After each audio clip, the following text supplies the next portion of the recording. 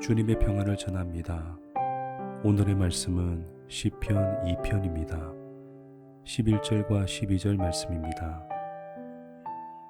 여호와를 경외함으로 섬기고 떨며 즐거워할지어다. 그의 아들에게 입맞추라. 그렇지 아니하면 진노하심으로 너희가 길에서 망하리니 그의 진노가 급하심이라. 여호와께 피하는 모든 사람은 다 복이 있도다. 시편의 전체 주제는 복 있는 사람입니다. 1편에서 언급되었듯이 복 있는 사람은 하나님의 말씀을 사랑하는 사람입니다. 그는 시냇가에 심겨진 나무처럼 풍성한 열매를 맺습니다. 반면에 악인은 하나님의 말씀을 인생의 기준으로 삼지 못한 사람입니다. 그래서 바람이 나는 겨와 같이 향방 없이 떠돌다가 허무하게 사라져 버립니다. 이 편에서는 악인의 어리석음에 대해 좀 더 구체적으로 기록하고 있습니다. 1절을 보면 악인들은 헛된 일을 꾸민다고 합니다. 꾸민다라는 단어는 묵상한다와 같은 단어입니다.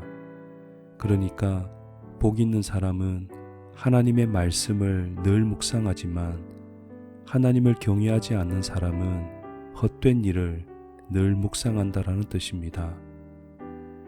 가만 생각해보면 우리도 말씀이 충만할 때는 거룩한 일을 생각하지만 말씀이 없으면 쓸데없는 일에 마음이 빼앗기는 경우가 종종 있습니다. 예를 들어 무엇을 먹을까 무엇을 입을까를 지나치게 생각한다든지 아니면 아직 오지도 않은 미래를 지나치게 염려한다든지 아니면 부정적인 망상에 사로잡혀 자신을 과도하게 비관하거나 학대하는 경우입니다. 이 모든 것들은 말씀이 고갈되었을 때 나타나는 현상입니다. 말씀을 묵상할 것인가 아니면 헛된 일을 묵상할 것인가 이 둘 중에 하나를 선택해야 하는 갈림길에 우리는 날마다 섭니다. 헛된 일에 사로잡히지 않으려면 하나님의 말씀을 마음에 가득 채워야 할 것입니다. 하나님의 말씀을 묵상한다라는 말의 다른 표현이 오늘 본문에 나옵니다. 바로 그의 아들에게 입맞추라입니다. 여기서 아들이란 예수님을 가리킵니다. 예수님은 말씀이 육신을 입고 이 땅에 오신 분입니다. 따라서 예수님께 입맞춘다라는 것은 말씀을 묵상한다라는 의미입니다. 말씀을 묵상할 때 우리는 예수님의 삶을 사랑하게 되고 그 삶을 따르고 싶은 강렬한 의지를 가지게 될 것입니다.